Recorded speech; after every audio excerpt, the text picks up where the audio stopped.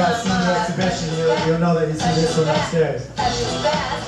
So, you know, we go James Brown, Grandmaster Flash.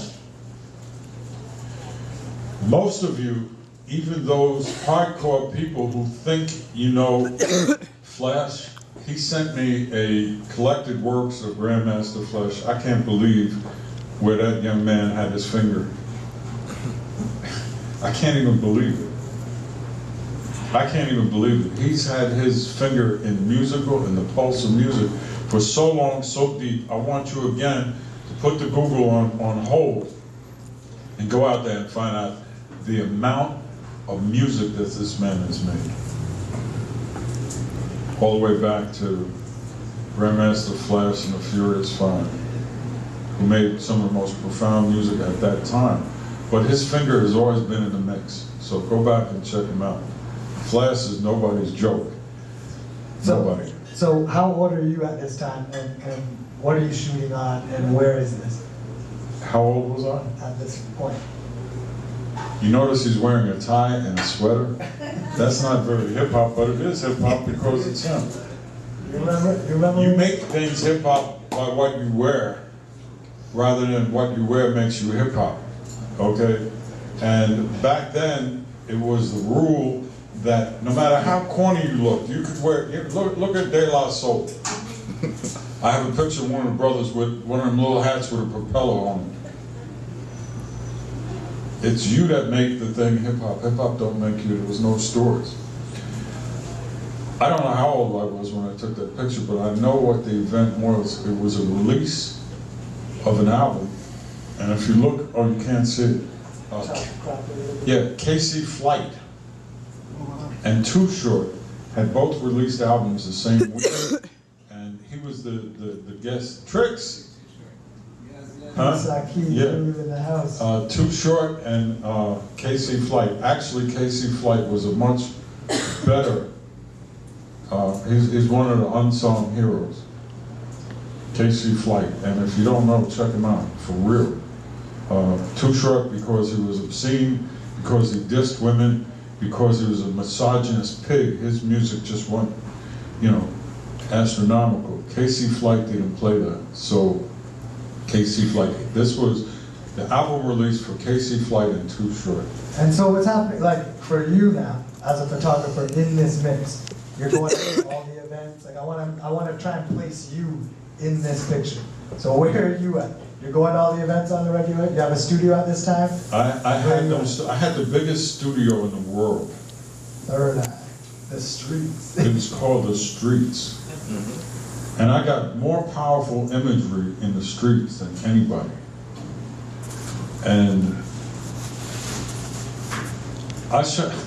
let me tell you a funny story about the streets. I'm just going to mess with your brain cell stem a little bit.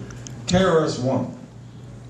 Knowledge reigns supreme over nearly everyone. KRS-One. Mina's mom, Jacqueline, who was a Black Panther. You know about Tupac's mom being a Black Panther. You didn't know that KRS-One's mom was a Black Panther. And what does KRS-One's mom have to do with the answer, where was I at that time? Well, the truth was, I had called KRS-One. I wanted to do some shoots for him in the street. So I posed him on this one area that's only about this wide on York Avenue in New York City. And right behind him is the United Nations. So I took these pictures of him at the most politically charged building in New York City. About 10 years later, 8 years later, I get a phone call from a guy called Hard Hitting Harry. Hard Hitting Harry says, Brother Ernie, KRS called me, he wants you to be the keynote speaker at the Temple of Hip Hop at the United Nations. And he says, we need a picture for the flyer. He said, what do you have? I said, well, I got a picture of KRS-One at the United Nations. So I sent it to him, and he almost felt, the bottom almost fell out because it's such a powerful image. So that's what I did. Whatever I did, I added politics, sanity, anger, revolution, clarity, and a little bit of I will put my foot in your ass if you don't act right. Just a little bit. It's a mix of all that. That's why you got these shots. Hold it down.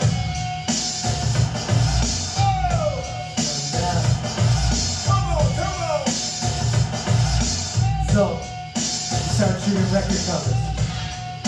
Legendary record covers. Record cover for Public Enemy right And now. the record labels were scared to fucking death of me. They would do everything in the world to cock block. I swear to God. I don't know if you ever heard a song by Cool G Rap and Polo called Cock Blocking. Anybody know that song? Come on. Okay. And he breaks down all his friends that are cock blocking. If you don't know what cock blocking is, you need to check it. The record labels were scared to death of me. Because I would educate their rappers. I would educate them. And nothing is more dangerous than an educated slave. Because an educated slave knows where the master lives, knows where his woman is, knows where his babies are, knows what time he goes to sleep, and knows how to cut his throat. They were scared to death of me. That's why Nas said on his album, I'm a Columbia record slave. Remember? I'm a Columbia record label slave. They were scared to death. I got a phone call late at night, 4 o'clock in the morning. I answer the phone. Who is it? It's me. Who's me? Chuck D. I said, what's up, Chuck? Where the fuck are you? I'm in France. Okay.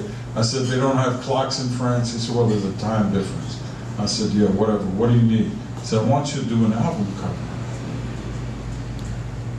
I said, okay. Well, Columbia Records did not want me to do that album cover. Oh, wow. And this is not the album cover, this is part of the album cover. And there is so much science and mathematics. If there's any people from the nation of God and Nerds, you know what the 7 is, you know what the 9, you know born existed, you know, how many of you understand the 5%? Okay.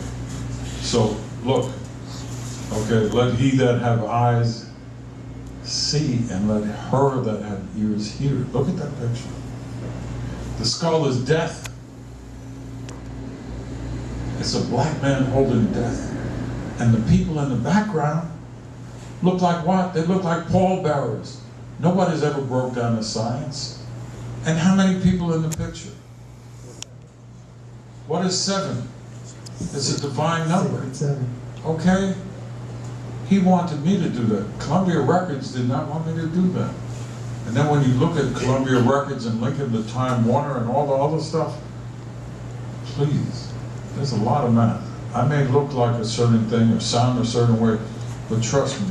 I've never seen that in that picture. Of course you never saw it.